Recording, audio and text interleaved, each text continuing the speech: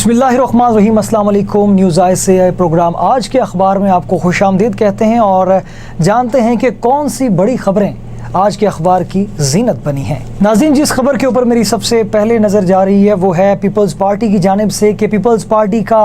8 या 9 मार्च को अदम एतमाद तहरीक लाने का जो है उन्होंने ऐलान कर दिया है और उनकी जानिब से जो स्पीकर कौमी असम्बली के ख़िलाफ़ भी वो अदम एतमाद की तहरीक लाना चाह रहे हैं और खुर्शीद शाह के मुताबिक नंबर्स पूरे हैं अपोजिशन के पास। और बिलावल भुट्टो ज़रदारी कहते हैं कि इस्लामाबाद पहुंचकर वज़ीर आज़म इमरान ख़ान का बंदोबस्त करूंगा। इसकी मज़ीद तफसील की जानिब जाते हैं कि आखिर ये अब इनका लाहे अमल क्या है बिलावल भुट्टो ज़रदारी का या पीपल्स पार्टी का। सिलेक्टेड मार्च इस्लामाबाद पहुंचने से पहले अपने घर की राह लेगा। अब जनाब बिलावल भुट्टो ज़रदारी साहब इमरान ख़ान साहब को सिलेक्टेड कह रहे हैं, जो हमेशा से वो कहते आए हैं, और वो ये कहना चाह रहे हैं कि हमारे इस्लामाबाद पहुंचने से पहले जो है वो वज़ीर आज़म इमरान ख़ान साहब जो है वो अपनी घर की राह ले लें, यानी इस्तीफ़ा दे दें। इस चीज़ की तो खैर अभी तक समझ नहीं आ रही कि बिलावल भुट्टो ज़रदारी इतने दूर से इस चीज़ की जो है वो फरमाइश कर रहे हैं कि वज़ीर आज़म इमरान ख़ान जो है वो हमारे इस्लामाबाद पहुंचने से पहले ही जो है वो इस्तीफ़ा देकर घरों को चले जाएं तो वो ज़्यादा मुनासिब रहेगा। और दूसरी जानिब नंबर्स पूरे करने के चक्कर में जो पीपल्स पार्टी और अपोजिशन की बाकी जमातें जो हैं मौलाना फजलुर रहमान साहब को ले लें, इसी तरीके से मियाँ नवाज़ शरीफ साहब को अगर ले लिया जाए तो ये लोग नंबर्स पूरे करना चाह रहे हैं अदम एतमाद के लिए। मगर एक जो है वो मज़ीद नशिस्त जो है वो पीपल्स पार्टी को मिल चुकी है। जनाब जो काफ़ी अरसा पहले फेसबुक के ऊपर एक वीडियो वायरल हुई थी कि जनाब गल वध गई है। ये है मौसूफ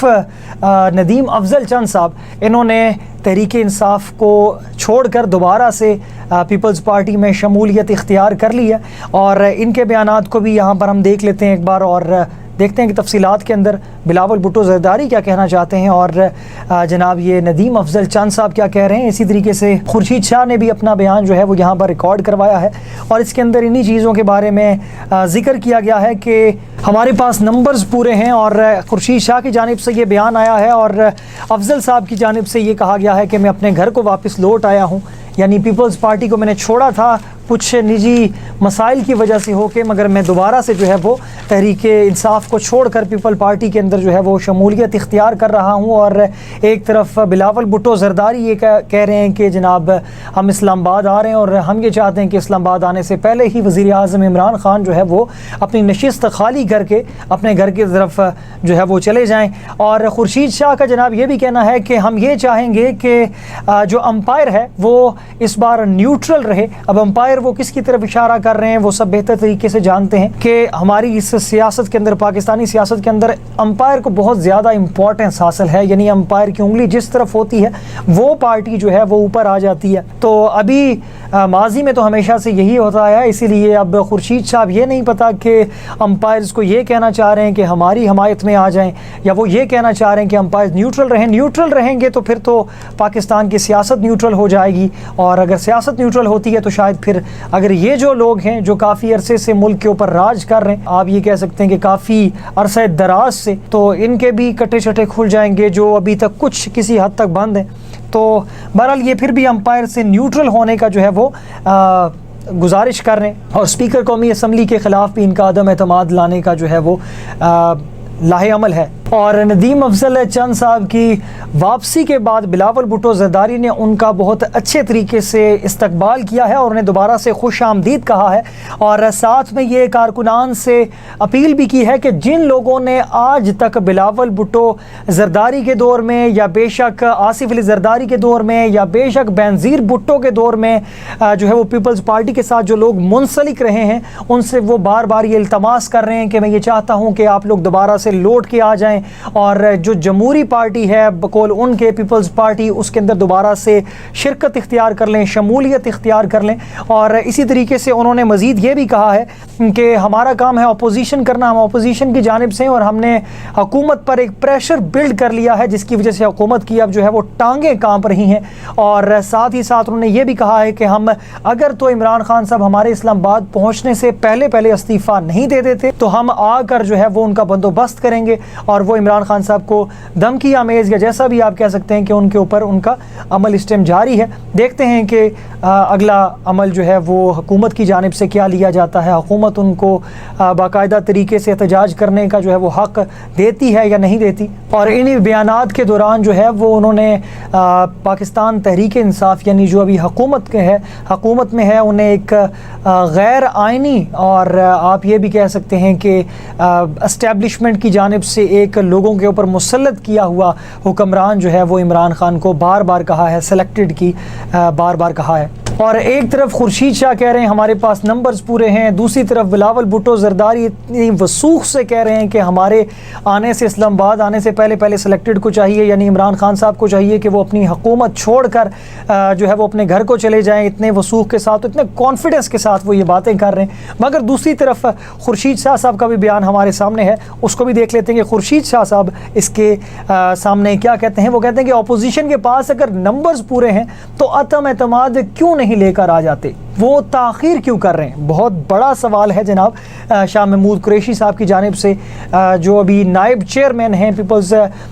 پارٹی کو جو چھوڑ چکے ہیں اور اب نائب چیئرمین ہیں تحریک انصاف کے، ان کی جانب سے یہ سوالیہ نشان ہے کہ اگر خورشید شاہ صاحب جس طرح کہہ رہے ہیں کہ ہمارے پاس نمبر پورے ہیں، اپوزیشن کہہ رہی ہے کہ ہمارے پاس نمبرز پورے ہیں، تو یہ نمبرز پورے ہیں تو وہ کر کیا رہے ہیں؟ ابھی تک انتظار کس بات کا کر رہے ہیں؟ وہ تحریک عدم اعتماد لے کے آ جائیں۔ تو یہ خورشید شاہ صاحب کی جانب سے جناب یہ بیان ہے۔ مزید تفصیل کی طرف بھی جاتے ہیں کہ آخر وہ کہنا کیا چاہ رہے ہیں۔ اور اگر تفصیلات کی جانب دیکھا جائے تو شاہ محمود قریشی صاحب کہہ رہے ہیں کہ اپوزیشن جو ہے وہ ارکان اسمبلی کو آفرز کر رہی ہے، یعنی کہ ان کی بولیاں لگا رہی ہے اور ان کے ساتھ ٹکٹوں کے وعدے کر رہی ہے کہ اگر آپ ہماری جماعت میں شامل ہو جاتے ہیں اس وقت، اس مشکل وقت میں جس میں بھی اپوزیشن ہے، اگر آپ اس وقت ہمارا ساتھ دے دیتے ہیں تو ان لوگوں کا خاص طور پر خیال رکھا جائے گا اور ان کارکنان کو یقینی طور پر آگے چل کے ان کو سیٹیں بھی دی جائیں گی۔ یہ سیٹوں کے لارے یا وعدے بھی لگائے جا رہے ہیں اور اسی طریقے سے ان کو پیسوں کی بھی آفرز کی جا رہی ہیں شاہ محمود قریشی صاحب کے بقول۔ مگر وہ یہ بات کہہ رہے ہیں کہ ہمارے جو ممبران ہیں وہ کسی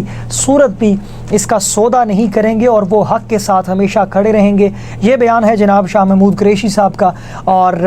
وہ یہ کہہ رہے ہیں کہ تحریک عدم اعتماد کا ہم ڈٹ کر مقابلہ کریں گے، یقینی طور پر ہم کسی صورت بھی اپنی باتوں سے پیچھے نہیں ہٹیں گے اور ان چوروں اور غداروں کے خلاف جو ہے ہم ہمیشہ جو ہے محاذ آرائی کے اوپر ڈٹے رہیں گے۔ اور ان کا مزید یہ بھی کہنا ہے کہ chairmen Peoples party Bilawal Bhutto Zardari ابھی بچے ہیں، ان کو مزید ابھی چیزوں کو یا سیاسی سمجھ بوجھ کے اندر ابھی ان کی کمی ہے، ابھی ان کو مزید وقت لگے گا ان تمام چیزوں کو سمجھنے کے لیے۔ وہ یہ سمجھ رہے ہیں کہ تحریک عدم اعتماد کامیاب ہو جائے گی، تو ایسا ہرگز ممکن نہیں ہے۔ اور سندھ حقوق مارچ کے تحت کراچی روانگی سے پہلے شاہ محمود قریشی نے یہ بھی کہا ہے کہ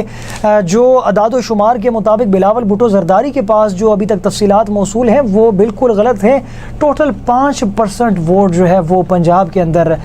بلاول بھٹو زرداری یا پیپلز پارٹی کا ووٹ ہے، باقی تمام ووٹ جو ہے وہ تحریک انصاف کا ہے۔ یہ جناب تفصیلات ہیں جو شاہ محمود قریشی نے جو ہے وہ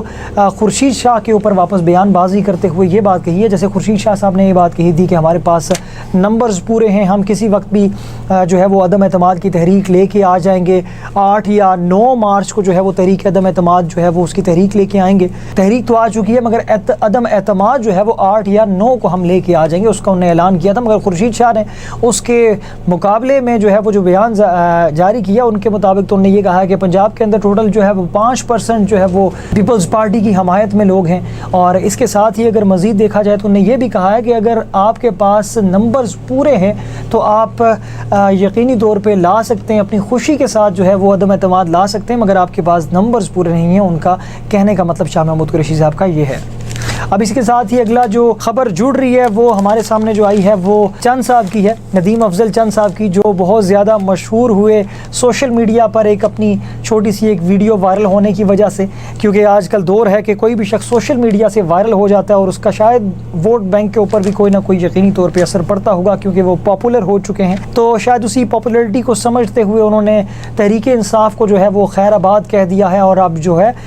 وہ پیپلز پارٹی کے اندر دوبارہ سے شمولیت اختیار کر لی ہے۔ 2.5 سال پہلے ندیم چند صاحب کے مطابق انہوں نے پیپلز پارٹی کے اندر اپنی سیاست کا جو ہے وہ آغاز کیا تھا، مگر انہوں نے پھر پیپلز پارٹی کو چھوڑ کے واپس انہیں تحریک انصاف کے اندر شمولیت اختیار کی۔ اب دوبارہ سے تحریک انصاف کو چھوڑ کے وہ دوبارہ پیپل پارٹی کے اندر جو ہے وہ دوبارہ سے شمولیت اختیار کرنا چاہ رہے ہیں۔ ابھی عدم اعتماد کی تحریکیں چل رہی ہیں اس دوران، اور انہوں نے کہا ہے کہ میں ہمیشہ سے بھٹو کا جیالہ تھا اور ہمیشہ بھٹو کا جیالہ رہوں گا، اور انہوں نے اس بات پہ موقف اختیار کیا کہ پی ٹی آئی کی حکومت جو ہے وہ ایک ایسی جماعت نکلی ہے کہ جو اس نے عوام کی توقعات کو مد نظر نہیں رکھا اور عوام کی توقعات کے اوپر پورا نہیں اترے، جس کی وجہ سے مجھے تحریک انصاف چھوڑنی پڑ رہی ہے۔ اور اس سے بڑی وجہ جو انہوں نے ظاہر کی، انہوں نے یہ بات کہی ہے کہ میں ہمیشہ سے بلاول بھٹو زرداری، یا آپ کہہ سکتے ہیں کہ پیپلز پارٹی کا جیالہ تھا اور میں پیپل پارٹی کا جیالہ ہی ہوں۔ جیسے کہ صبح کا بھولا اگر شام کو گھر لوٹ جائے تو وہ بھولا بھولا نہیں ہوتا،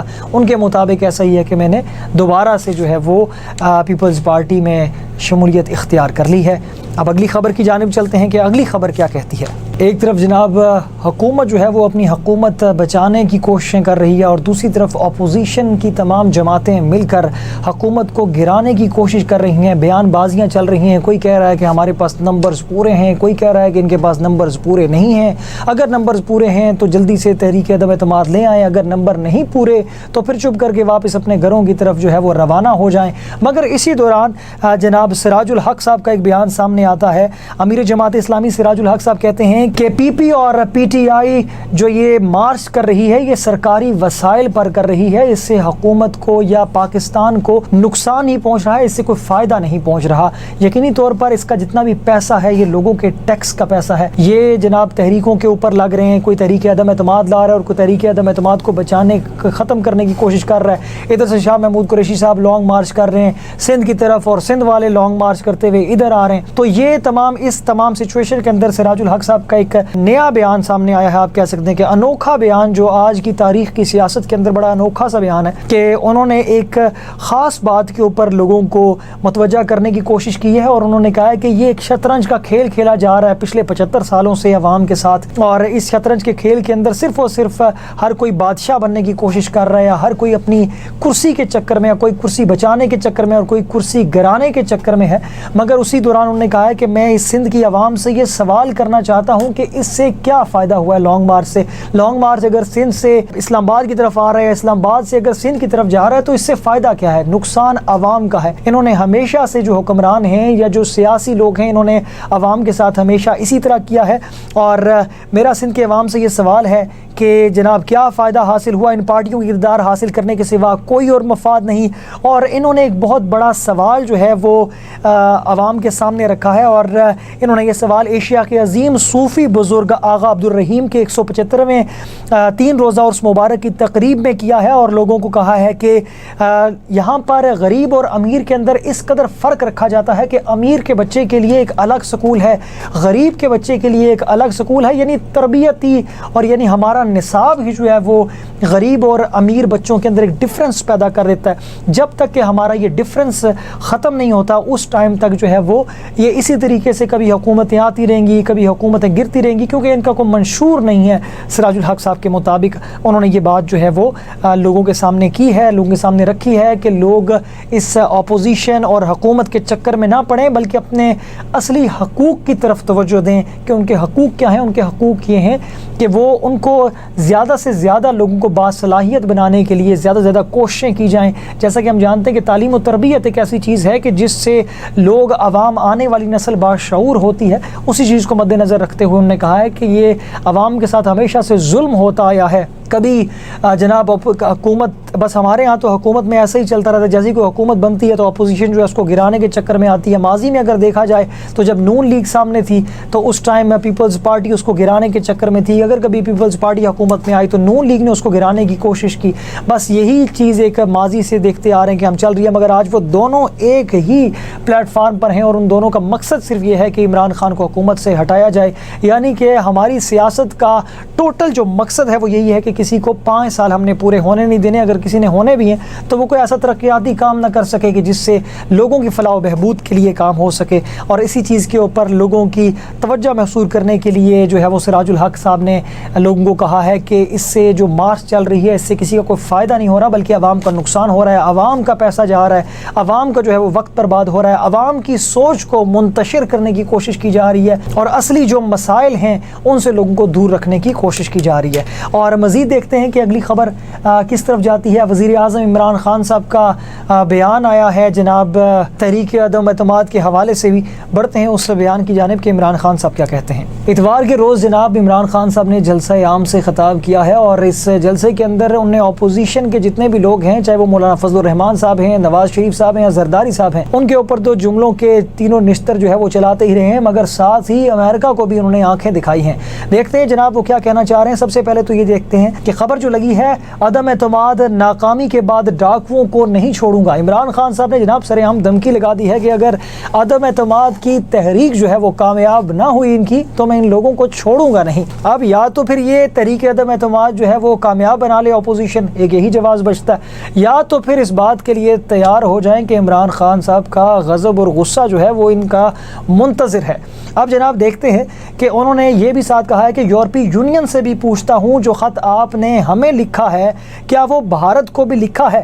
آج تک کسی کے سامنے نہ جھکا ہوں نہ اپنی قوم کو جھکنے دوں گا۔ اب سب سے پہلے تو یہ جاننا ضروری ہے کہ یورپی یونین نے عمران خان صاحب کو یا پاکستانی حکومت کو کیا خط لکھا ہے، وہ کہنا کیا چاہ رہے ہیں، جس کے اوپر عمران خان صاحب اتنے غصے میں آ گئے کہ انہوں نے ساتھ اپنے ہمسائے ملک بھارت کی طرف اشارہ کرتے ہوئے کہا کہ کیا یورپی یونین نے یہ خط بھارت کو بھی لکھا ہے یا صرف پاکستان کو ہی لکھا ہے؟ اور ساتھ انہوں نے یہ بھی کہا ہے کہ میں اپنی قوم کو نہ کبھی جھکنے دوں گا کیونکہ میں خود کبھی کسی کے سامنے نہیں جھکا۔ تو دیکھتے ہیں کہ تفصیلات کی جانب کہ ایسا کون سا خط ہے کہ جس کے اوپر عمران خان صاحب یورپی یونین کی طرح اوپر اس قدر بڑک اٹھے ہیں، اور ساتھ ہی انہوں نے یہ بات بھی کی ہے کہ کیا ہم آپ کے غلام ہیں یا جو آپ کہیں گے ہم کر لیں گے۔ یہ عمران خان صاحب کا یورپی یونین کی طرف ان کو ایک جواب تھا جو ایک خطاب کے اندر بھی انہوں نے کہا آج تک عمران خان کسی کے سامنے نہ جھکا ہے اور جب تک میں زندہ ہوں اپنی قوم کو کسی کے سامنے نہیں جھکنے دوں گا۔ یہ خطاب تھا جناب عمران خان صاحب کا جو ہے وہ یورپی یونین کی جانب۔ اور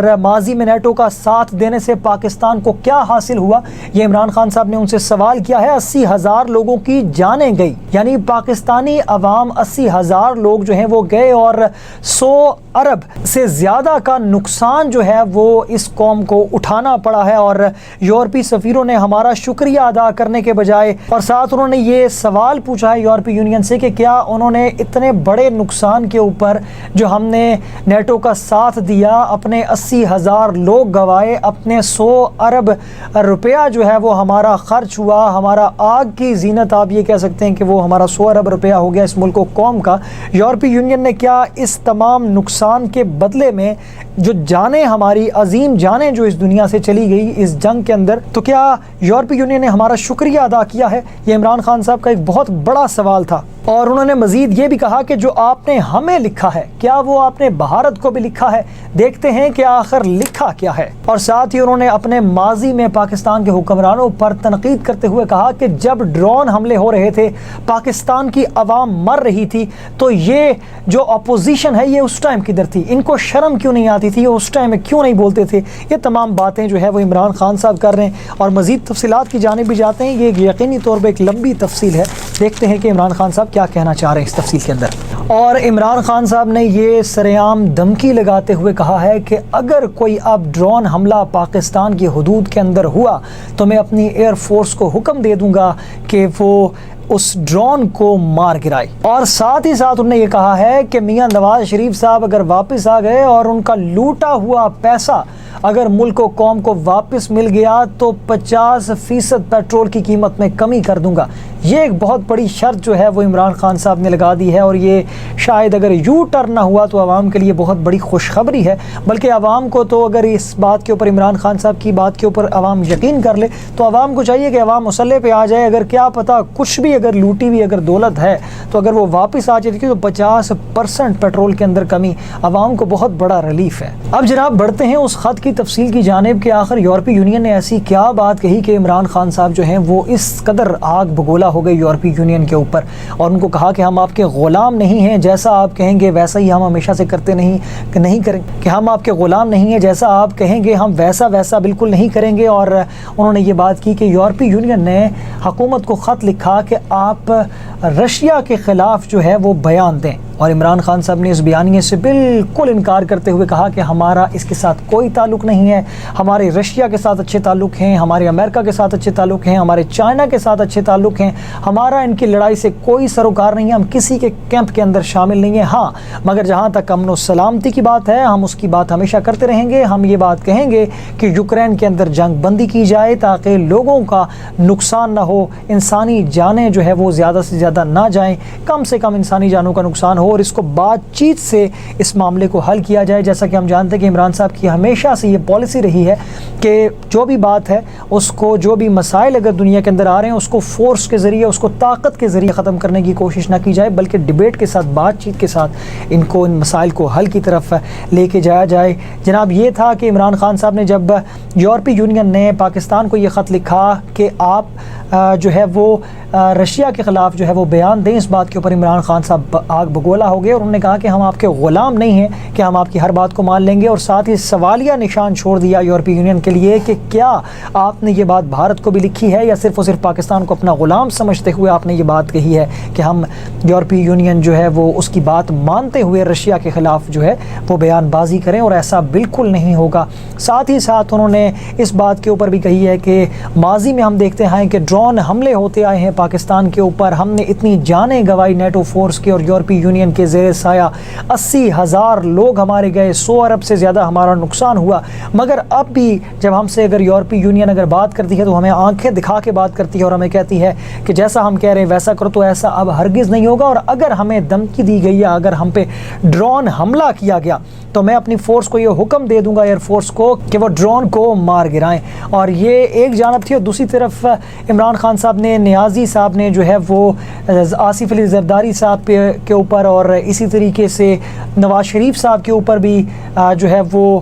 تیر و نشتر کے جو ہے وہ آپ کہہ سکتے ہیں کہ بیان بازی کی اور تیر و نشتر چلا دی، اور ساتھ ہی فضل الرحمان صاحب کو بھی نہ چھوڑا، اور انہوں نے کہا کہ ماضی کے اندر یہ ان حکمرانوں کو شرم نہیں آتی تھی، پاکستانی عوام مرتی رہی مگر انہوں نے کبھی جو ہے وہ اس کے بارے میں بیان نہیں دیا، تو اب اگر پاکستانی عوام کے اوپر اگر ڈرون حملہ کیا گیا تو میں اپنے دور حکومت میں ایئر فورس کو کہہ کے اس ڈرون کو مار گراؤں گا۔ اور ساتھ ہی انہوں نے میاں نواز شریف صاحب کے اوپر تنقید کرتے ہوئے کہا کہ میاں صاحب پاکستان سے جھوٹ بول کر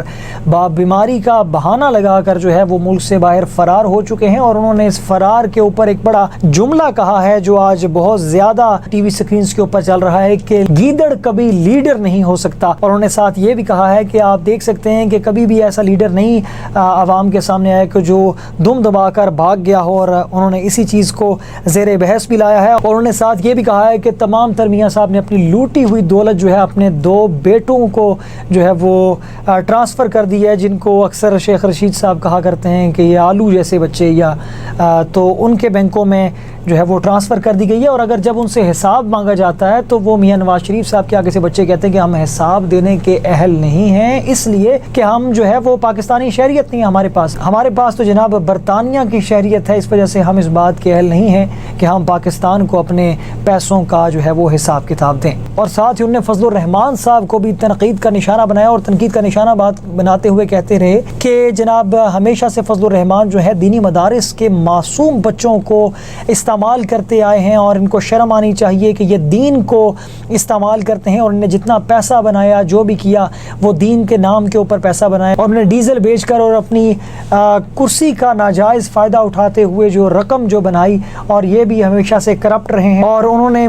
فضل الرحمان صاحب کو فراڈیا کہا، اور انہوں نے کہا کہ میں کم سے کم ان کو مولانا نہیں کہہ سکتا، اور میاں نواز شریف صاحب کو بھی انہوں نے در لیا، اور ساتھ ہی مولانا فضل الرحمان صاحب کو بھی، اور آصف علی زرداری کے بارے میں تو انہوں نے کہا کہ ان کی حکومت کے اندر پاکستان کی تاریخ میں سب سے زیادہ کرپشن ہوئی ہے، اور اگر آج پی ٹی آئی کی حکومت کے اندر کرونا وائرس کے باوجود اتنی زیادہ مہنگائی ہوئی ہے، زرداری کے دور میں اس سے بھی زیادہ مہنگی تھی، اور انہوں نے اس بات کو کہا کہ ہماری حکومت نے کرونا وائرس کے دوران، جبکہ امریکہ جیسے ملک کے اندر بھی 40 سال کے بعد اتنا زیادہ مہنگائی کا طوفان آیا ہے، اس دوران بھی پاکستان نے جو ہے وہ اپنی معیشت کو کنٹرول میں رکھا ہے اور مہنگائی کو ایک خاص کنٹرول کے اندر رکھا ہے، اور ساتھ ہی انہوں نے جنوبی پنجاب کی طرف بھی اشارہ کرتے ہوئے کہا ہے کہ ہم جنوبی پنجاب کو صوبہ بنائیں گے اور 500 ارب روپیہ جو ہے وہ ہم جنوبی پنجاب کے اوپر لگانے کے لیے تیار ہیں۔ اور ساتھ انہوں نے یہ بھی کہا ہے کہ یہ جب ہم جنوبی پنجاب کے لیے ووٹنگ کریں گے تو اس ٹائم بھی پتہ لگ جائے گا کہ کون سی جماعت اس کے حق میں اور کون سی جماعت اس کے حق میں نہیں ہے۔ ایک طرف جناب اپوزیشن جو ہے وہ عدم اعتماد کی باتیں کر رہی ہے کہ ہم حکومت گرا دیں گے، دوسری جانب جو ہے وہ حکومت جو ہے وہ عدم اعتماد کی تحریک کو ناکام بنانے کی کوشش کر رہی ہے، اور وہ یہ بھی کہہ رہی ہے کہ عدم اعتماد کی تحریک جو ہے وہ ناکام ہو چکی ہے۔ اور پھر ایک طرف سراج الحق صاحب کہہ رہے ہیں کہ لوگوں کو بنیادی حقوق کی جانب سے ان کے ذہن کو منتشر کیا جا رہا ہے اور ان کو ایک نئی چیزوں کے اندر لے کے الجھایا جا رہا ہے، جیسے کہ یہ چیزیں نئی تو نہیں ہیں تو کافی عرصے سے، یعنی 75 سالہ پاکستان کی تاریخ کے اندر یہی باتیں چلتی آئی ہیں کہ اگر کوئی حکومت میں آئے تو اس کو گرا دو، اس کی حکومت کو جلد از جلد گرانے کی کوشش کی جاتی ہے۔ یہی وتیرہ رہا ہے پاکستان کی سیاست کا، مگر اسی دوران وفاقی وزیر شیخ رشید احمد کا ایک بہت بڑا بیان سامنے آتا ہے اور وہ کہتے ہیں کہ شیخ رشید کی قبل از وقت الیکشن کے لیے اپوزیشن کو مذاکرات کی پیشکش۔ اگر شیخ رشید صاحب کہتے ہیں کہ اگر 5 سال بعد نہیں تو سال پہلے یا 6 ماہ پہلے جو ہے وہ دوبارہ سے الیکشن ہو سکتے ہیں، یعنی اب یہ نہیں پتا کہ شیخ رشید صاحب جو ہے وہ کانفیڈنس لوز کر گئے ہیں یا شیخ رشید صاحب کی جس طریقے سے ان کو کہا جاتا ہے کہ ان کی بڑی بصارت ہے، سیاسی بصارت ان کی بہت زیادہ ہے، وہ سیاسی بصارت کو استعمال کرتے ہوئے بات کر رہے ہیں۔ بہرحال شیخ رشید صاحب نے یہ اپنی رائے سامنے رکھی ہے، اس رائے کا پارٹی کے ساتھ کوئی تعلق نہیں ہے، انہوں نے اس بات کی کلیئرنس بھی دے دی ہے اور ان کا یہ کہنا ہے کہ ہم یہ چاہتے ہیں کہ قبل از وقت الیکشن ہو سکتے ہیں، ممکن ہے کہ قبل از وقت الیکشن ہو جائیں، اور اس حوالے سے انہوں نے جو اپوزیشن ہے اس کو مذاکرات کی بھی پیشکش کی ہے۔ اب دیکھتے ہیں کہ شیخ رشید صاحب کے اس بیان کے پیچھے کیا کہانی ہے، وہ تو کچھ عرصے بعد ہی کھلے گی۔ کیا وہ بھی کہیں اپوزیشن کے دھڑے میں شامل ہونے کی تو کوشش نہیں کر رہے، اس وجہ سے کوئی نرم گوشہ اختیار کر رہے ہیں؟ بہرحال دیکھتے ہیں کہ سیاست کس طرف جاتی ہے۔ اور اگر اب عالمی خبر کی طرف نظر دوڑائی جائے تو مغربی پابندیاں اعلان جنگ کے مترادف ہیں، یہ جناب صدر پیوٹن کا، رشیا کے صدر پیوٹن کا جو ہے وہ بیان آیا ہے۔ انہوں نے کہا ہے کہ اگر عالمی پابندیاں اعلان کر رہی ہیں، اگر مغربی پابندیاں سامنے آتی ہیں رشیا کے لیے تو اس کو میں جنگ کے مترادف سمجھوں گا، یعنی کہ جیسا کہ ہم جانتے ہیں کہ یوکرین اور رشیا کے جنگ کے تنازع کے اوپر جو ہے وہ پوری دنیا کا ایک انٹرسٹ ہے، پوری دنیا جانتی ہے کہ آئین ممکن ہے کہ یہ جنگ طول پکڑ کر جو ہے وہ تیسری جنگ عظیم کی طرف نہ بڑھ جائے، اور اسی چیز کو مد نظر رکھتے ہوئے امریکہ نے اور باقی جو مغربی ممالک ہیں انہوں نے رشیا کے اوپر پابندیاں لگائی ہیں، ہوائی پابندیاں بھی لگا دی ہیں، جس کی وجہ سے اکنامکلی رشیا جو ہے وہ کافی نیچے آیا ہے۔ اور اس چیز کو مد نظر رکھتے ہوئے پھر پیوٹن صاحب نے یہ بیان دے دیا ہے کہ اگر